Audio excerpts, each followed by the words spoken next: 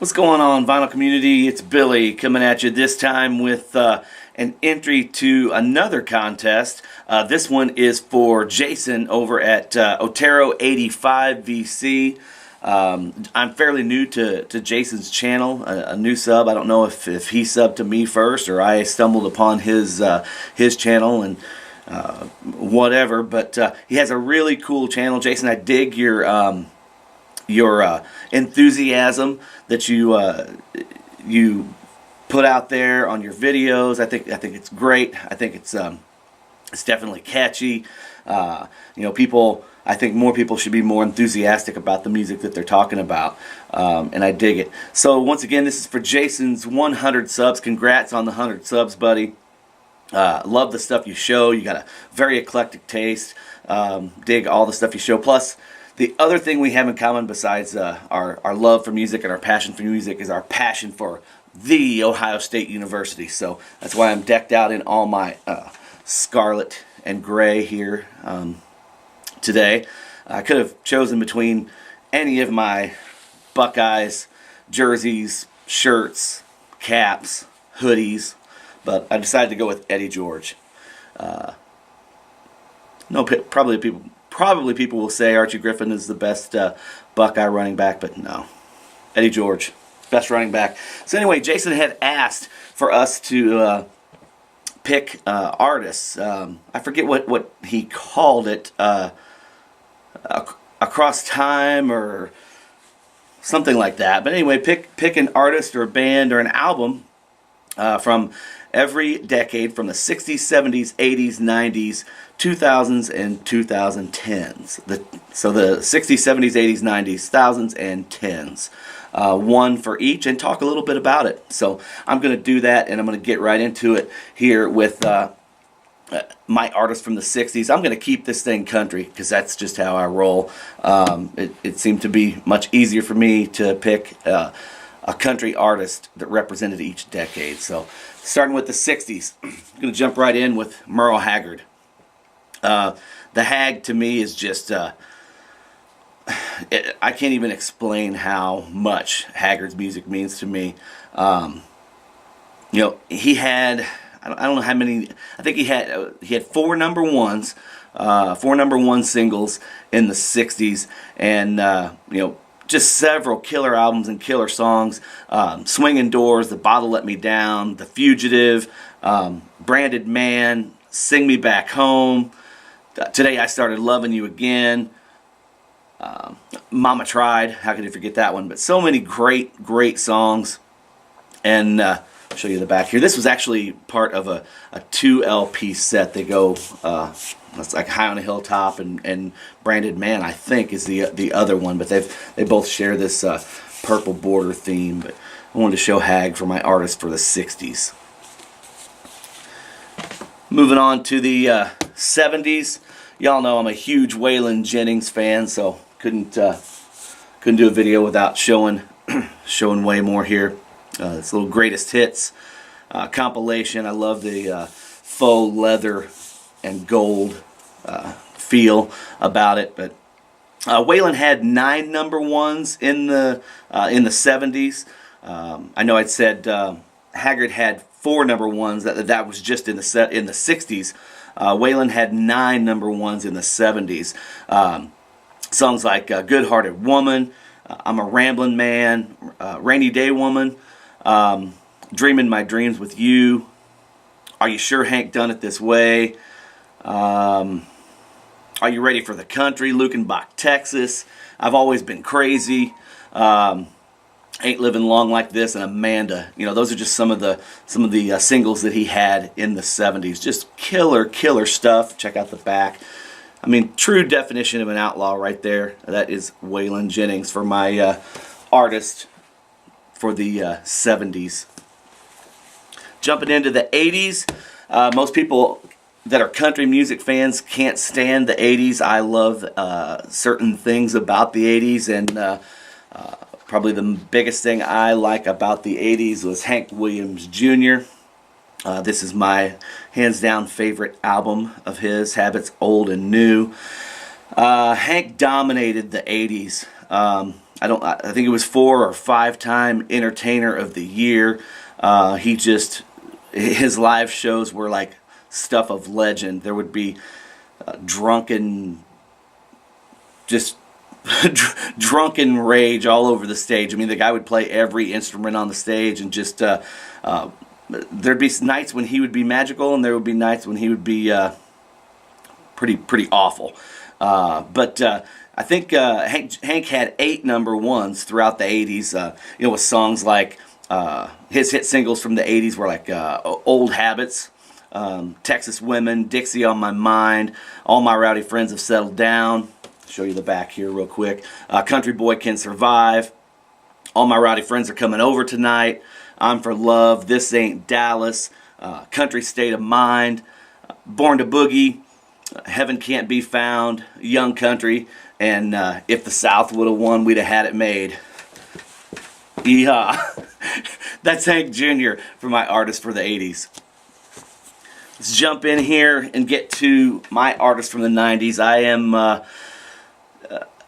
am a loud and proud supporter of this artist. I can tell you for a 100% certain fact that were it not for this artist, I probably wouldn't even like country music to this day. I definitely wouldn't sing country music to this day. But the first time I heard Garth Brooks on the radio, I knew I wanted to be a country singer. I knew I wanted to sing country songs. I loved it. It literally changed my world. And there's not much I could say about Garth Brooks, because I could sit here and make a 2-hour video on Garth Brooks and Garth Brooks alone, and I wouldn't want to bore you guys with that crap. But I know there's some people out there that would probably enjoy it, because I have a endless, stupid amount of knowledge on Garth Brooks. Garth is one of those artists. He had, I can't remember, it was either 18 or 19 number ones in the 90s alone. It's just unbelievable. I think he's certified by RIAA at close to 160 million records sold in the United States, which is the best. That makes him the best-selling solo artist of all time. Yes, that is. He's ahead of Elvis Presley, not in worldwide sales, but in United States sales, and second only to the Beatles. The man is just a legend. And there's nothing you can say that will make me doubt that. So my artist of the 90s is Garth Brooks. Moving into the 2000s, I'm really not a huge fan of what most people like to call new country. I actually can't stand a lot of it. There are some gems in there, but I think just like a whole lot of music, a lot of it, the new music is garbage. I know I'm turning into a grumpy old man, but a lot of the new music is garbage. There's some good stuff out there. You just have to know where to look. And before I completely turned on a lot of the new country, like I said, I don't listen to new country radio. I would rather poke myself in the eye over and over and over again. But I am privy to hearing some of the stuff through satellite radio or through some of the stations that I've set up. I can hear some new artists, so it's really cool. But it's based on what I like, not what corporate, big conglomeration is going to say I should like. I don't get that. I don't dig it. So my artist of the 2000s that I really do dig is Keith Urban. Extremely talented. Get that glare off there. Extremely talented dude, man. He's just phenomenal songwriter, singer, guitar player extraordinaire. This is his new release. Just came out in December. Golden Road. It's real nice. Gatefold here. Back. They packaged it really well. It's a super album. But this is one of those things that my wife gives me grief over all the time, because I have a DVD of Keith that I used to watch all the time over and over. And she just thought that I had a man crush on him, and I'm like, no. She actually made me a as a gag gift, a t-shirt that says I heart Keith Urban. I'll have to wear that in one of my videos sometime. But anyway, I love Keith Urban. You know, the proof's in the t-shirt, you'll see. He had 11 number ones in the 2000s, you know, songs like But for the Grace of God, Where the Blacktop Ends, Somebody Like You, Who Wouldn't Want to Be Me, You'll Think of Me, which is probably one of my favorite Keith Urban songs, Days Go By, Tonight I Want to Cry, which is another beautiful song, Stupid Boy, You Look Good in My Shirt, and Sweet Thing. That's probably about as far as I go with Keith Urban. Now, he does have a couple new singles. I just bought his new record here. You'll see it right there with the song Blue Ain't Your Color. It's a great song. It's kind of a so-so album. There's a lot of other garbage on there, but that's a killer song. So my artist of the 2000s for you, Jason, is Keith Urban. And then last but not least, I'm going to say I have to split my 2010s into two guys. That would be Chris Stapleton, which I have his record around here somewhere. I just can't find it at the moment. I've got a whole lot of records that I need to file, and I showed it in one of my recent videos, and it got stuck away, and I was like, I got to make this video in a hurry. So anyway, Chris Stapleton, the album Traveler, is probably one of my favorite albums in the last 10, 15, maybe even 20 years as far as country goes.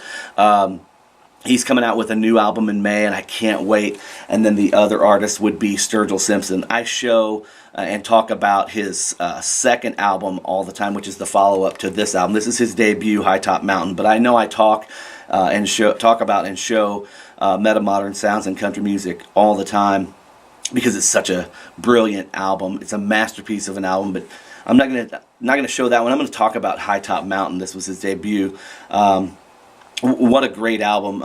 You know, songs like Life Ain't Fair and the World Is Mean, Railroad of Sin, Water in a Well, Sitting Here Without You, With You on My Mind, The Storm, You Can Have the Crown, Time After All. It's really great album. I know, guys, I'd had a conversation with LJ about this at one point, and I think this is his favorite Sturgill album.